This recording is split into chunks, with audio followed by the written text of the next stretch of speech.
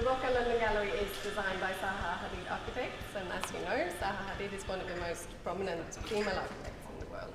I wouldn't say that that's a reason to celebrate International Women's Day. I think you should celebrate the day wherever you are, but I think you'll agree with me that it's a fitting venue to discuss gender equality in architecture. To set this in an international context, I think there are gatherings happening across the world today, looking at the role of women in society. It was interesting for me to read that the organizers of International Women's Day in the last couple of years have tried to shift from recognizing challenges to women's equality to really celebrating female achievement. And I hope we'll be able to do both in this morning's discussion.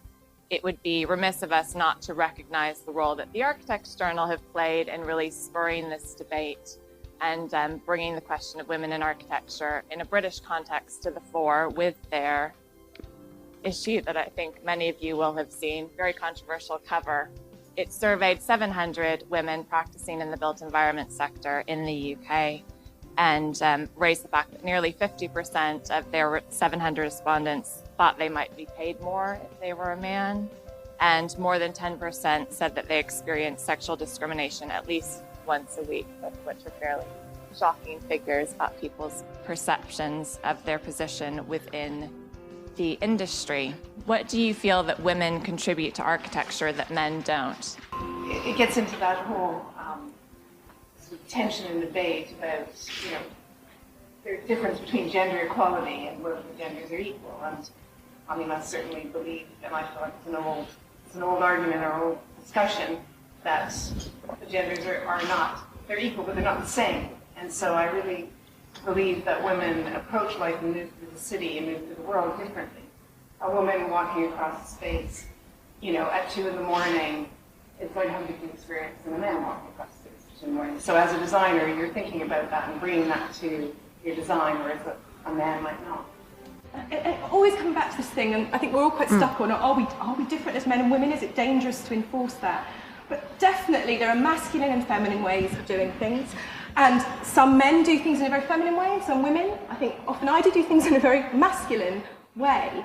But overall, beyond the culture of the workplace, and the culture of architectural production is one that is full of what we together think of as masculine values. We are still a heavily male practice, so out of 12 of us, 3 of us are women. But we do not want another young man with a beard in his 20s in this office. We do need to get some more voices in. You don't always know whether it's being an impediment being female or not. Like you're not consciously, you don't always know, you're just not consciously aware. Something might be nature and other things might be nurture, but we grow up in very different realities. And visually, in our visual, in the design, from a design aspect in a way, like the things that we have around us, the things that we wear, the spaces that we inhabit, where we meet people, that whole language really is kind of quite different. Wherever you find your inspiration for what you produce and your architecture, if there is a difference in sort of cultural upbringing, we might as well take advantage of it. I think that this building we're in is quite female. And that doesn't mean that when a female architect does something, it doesn't affect men, or as you say, that there aren't male and female within everybody. But I know that in my own buildings, which I do very much with my male partner, there are aspects which we both treat the same, say in how we deal with boundaries, and the confusion about boundaries, which obviously we both share. But I just realised once that all our buildings have buildings inside them, so they're all effectively pregnant, and I suspect I've done that. Not consciously, although that is also a pattern which goes back to medieval churches where you were building inside a building. So the idea of pregnancy has been around in buildings for a long time, so men have affected it sometimes too. But I do think that women do bring their particular inner things that you almost can't define about being a woman, and those are reflected in buildings. And that's only beginning to come through as there are more women architects. And as they do it, then it affects men, but it then truly reflects society. I have to admit that I used to be didn't want to take on women of childbearing age. I didn't not, but I sort of thought, oh golly, we'll take her on and then she'll leave. And then I stopped. We stopped behaving like that, and we just don't give a damn if there's a woman or a man of childbearing age, if you see what I mean. We have been made by law to look at people equally, and bloody well works. Female role models for myself is hugely important. I mean, I worked at Tutor Systems with Amanda Levitt and Jan Kapiski, which was an amazing experience for me, and it was incredible to have a female boss, because for me it makes it just easier to imagine myself in that position. It might not be like that for all women, but for me really that kind of helps. The conversation to me is very much to do with how architecture is done in Western cultures, or the response to the possibility of architecture in Western cultures. And when I first went to Ghana, and I'd been very used to, sort of like constantly coming up against obstacles in this country, and there was suddenly a situation where people said, you're an architect. God, it must have been hard in the UK. Do you want to do a master plan for us?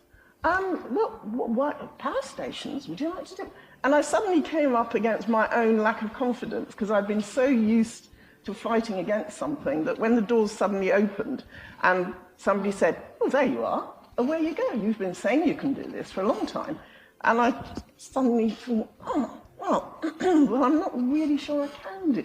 And so then you had to begin to build up your own confidence and find other means of support. So I think that when the doors do open, you find yourself perhaps not without the skills to do what you think you might be able to do. You can't do architecture without making mistakes. And I think women hate making mistakes, even more than men do. I think that's just I think that's what we're like. And so it means that women don't necessarily go for broke the way that men do, because they're worried about making mistakes. On the other hand, they are fantastically good at producing very, very good architecture because they're so careful.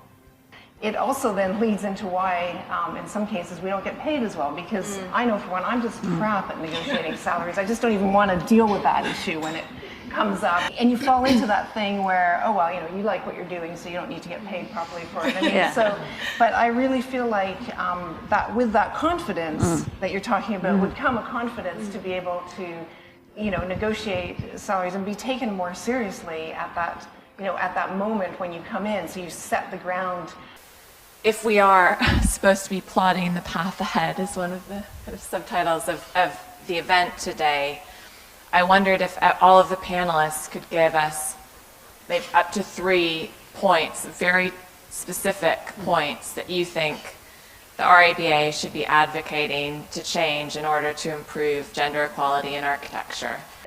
There's sort of roughly nearly 50% female students of architecture, but only 20% in practice. And I think it'd be very, very interesting to know how many women who studied architecture are still doing something for which their architectural training was useful. I think that'd be more interesting to know. And I would like, if we're talking about the RABA, I would like them to be much, much more interested in what happens to people who've been trained but don't necessarily go into practice. There's an outreach that should be happening even before university and explaining to young women what's possible. It isn't just about solving a little bit, because there is always a bigger bit of the system that means you can't solve the little bit. And it was about that exposure from the beginning of architectural education to different modes of practice and different ways of thinking about architecture, and that includes style. And so that within the education, by the time you've come out of those 6 or 7 years, you are aware of multiple ways of working, multiple things that you might not have thought were architecture when you were sitting there filling in your careers form at 17 that actually are. Ways of thinking about how diverse voices find material form, but also inhabit buildings. If the profession would really support young architects and young designers, then maybe you would sort of get to a stage even before you get into that sort of setting up a family. In other professions, it's a little bit easier to get somewhere when you're relatively young or get recognition. I think the RBA needs to go out looking for women to give them a higher profile. By the time women have been dealing with, and it's often women, anybody's working part-time, by the time they've been dealing with the multifarious domestic issues, they often aren't at the exhibitions, the private views, on the panels, all the kind of things that give women that kind of broad range that Joanna was talking about. They're often at home dealing with issues that go well into when their children are teenagers, if you're an involved parent, and of course it applies to men as well. But it's really hard for women to be, I know from the small amount of panels I've been on, usually often the only woman surrounded by men who treat it like a kind of boys' club and they're all cracking jokes, they all know each other. And there needs to be more women in positions where they are being brought up as icons in architecture, not just the big names like Zaha, but you know, any one of us could be contributing well to those kind of discussions, and we're often just anonymous because we're not in a named practice, we're just not known about because we're just part-time and dealing with so many different issues. I think it's a recognition that architects are part of the construction industry and also sit on the cusp of being a technician and an artist. And I think that's something that I've learnt recently working with artists, is just working with people who don't care whether a building stands up or not, means that you then realise what your responsibility is and yes, how important that is. And also the wide range of possibilities there are for architects. It's a sign of a really good discussion that we have to stop short while there's still a lot more to say, as opposed to the reverse. I'd really like to thank Roca as our host for today's debate. Most importantly, to thank all of the panelists, Catherine, Joanna, Daisy, Elsie, Pernilla.